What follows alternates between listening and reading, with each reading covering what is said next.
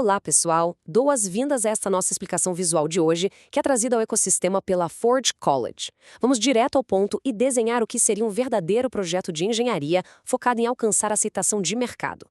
Imagina só, ter nas mãos uma planta arquitetônica para o sucesso. Mas claro, no lugar de paredes de concreto, o que estamos estruturando aqui é como a adoção real e prática acontece de verdade no universo da Web3. Então, vamos mergulhar nisso. Nosso fluxo de trabalho para transformar a influência teórica em evidências totalmente práticas vai seguir esta estrutura lógica. Primeiro, vamos da influência para a prática. Depois, exploramos as evidências on-chain. Em seguida, partimos para avaliar a compatibilidade, passamos pela matriz de priorização e, por fim, chegamos ao relatório final. Começando pela etapa número 1, da influência para a prática. Deixando um pouquinho para trás aquela nossa identificação de atores nas rotas de influência globais da última sessão, o nosso objetivo aqui muda completamente de marcha. A necessidade agora é reunir evidências concretas, rígidas e quantitativas. E aqui a gente se depara com um contraste brutal entre o burburinho do mercado e a realidade técnica do ecossistema.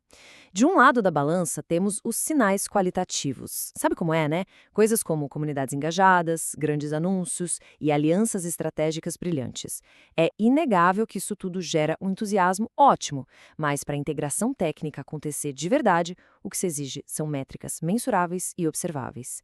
Estamos falando de avaliar os níveis de distribuição, metadados bem estruturados e implementação pura e simples de código. O que nos leva a uma definição absolutamente crucial. Afinal, o que é a aceitação de mercado? Basicamente, é o estágio em que a adoção sai do campo das ideias e se traduz num suporte prático de infraestrutura e base de usuários. E o detalhe mais importante, tudo isso verificado por dados on-chain. A verdadeira adoção se prova com sinais observáveis na rede, e não apenas pelo otimismo das redes sociais ou peças de marketing bem feitas. Isso nos empurra direto para a etapa 2. Evidências on-chain. Pense nesse passo como se fosse o uso de um scanner de diagnóstico de altíssima precisão. O plano é utilizar um script RPC básico de apenas leitura para buscar sinais vitais e testar a identidade diretamente na blockchain. Vamos dar uma olhada nos passos práticos desse script. Número 1, consultamos o token Mint. Número 2, verificamos a amplitude da distribuição, checando as contas associadas. E o número 3 é dar aquela verificada no Metaplex PDA, para buscar os metadados. Essa última parte é praticamente igual a procurar um crachá de identificação numa daquelas festas corporativas enormes. Se a pessoa não tem o crachá, ninguém sabe como iniciar uma conversa. Da mesma forma, sem os metadados, os protocolos simplesmente não sabem com o que estão lidando. Aí, de repente, o nosso scanner encontra um pequeno, mas poderosíssimo detalhe. Essa variável hasMetadata, marcada como verdadeira. Isso muda o jogo. Encontrar essa confirmação significa que existem metadados padronizados voltados diretamente para o consumidor. Essa simples linha torna qualquer processo de integração com mercados e carteiras digitais absurdamente mais fácil. E a maior beleza de toda essa abordagem exploratória se resume a exatamente este número, 0. Precisamos de 0 assinaturas de transações, 0 carteiras conectadas e existe 0 risco envolvido para extrair esses insights poderosos. Toda leitura on-chain é feita de forma extremamente segura e silenciosa.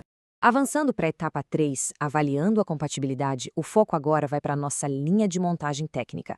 É o momento em que os sinais que extraímos passam por um pente fino rigoroso para avaliarmos se há atritos técnicos ou organizacionais no meio do caminho. Analisar essas dimensões de compatibilidade é quase como checar o perfil de alguém num aplicativo antes daquele primeiro encontro. O alinhamento básico precisa estar lá para a coisa fluir. A gente tem que confirmar essa compatibilidade em nível de protocolo. Precisa verificar a prontidão de ferramentas, como a presença de SDKs e boa documentação. Temos que examinar também os pressupostos operacionais, como o uso de indexadores. E, claro, garantir que haja um encaixe comercial dentro das regras de conformidade que faça sentido para todo mundo. O que ilustra brilhantemente a nossa próxima sessão. Etapa 4, matriz de priorização. Sem exageros, essa é a ferramenta definitiva para as equipes de desenvolvimento que precisam alocar recursos de engenharia que, como bem sabemos, são quase sempre bastante limitados. Acompanhando essa especificação técnica, a gente vê a matriz funcionando na prática. A sacada aqui é pontuar os riscos usando lógica pura, cruzando impacto e probabilidade. Por exemplo, uma falha de compatibilidade com as carteiras, atrelada à presença de metadados, tem um impacto colossal, nota 5.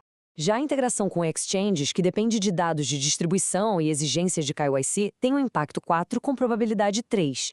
Basicamente, essa matriz grita para os desenvolvedores exatamente onde eles devem focar as energias primeiro. Somando e ponderando tudo isso, nós conseguimos rodar um script de pontuação que gera um valor final de 0 a 100. Aqui, alocamos 30 de peso para a distribuição, 30 para os metadados e os 40 finais para o indexador. Na prática, essa nota é um teste diagnóstico ultra rápido. É o que vai medir a visibilidade de mercado e dar o sinal verde antes da equipe assumir o compromisso de entrar de cabeça em uma integração pesada. E assim, chegamos à última fase, a etapa 5, o relatório final. Vamos explorar o grande produto consolidado de todo esse esforço investigativo. É essa saída estruturada que serve para justificar e blindar cada uma das decisões técnicas que serão tomadas a seguir. A composição dessas notas analíticas é super direta. Este material funciona como o documento de inspeção final obrigatório antes de formalizar qualquer parceria no ecossistema. Ele compila sem rodeios a evidência que foi coletada. Depois, traz a explicação técnica da lacuna encontrada. Em seguida, propõe os próximos passos recomendados para sanar o problema e, para amarrar tudo com chave de ouro, sugere o responsável direto para assumir a bronca. Para não restar dúvidas, precisamos ressaltar a nossa filosofia central aqui.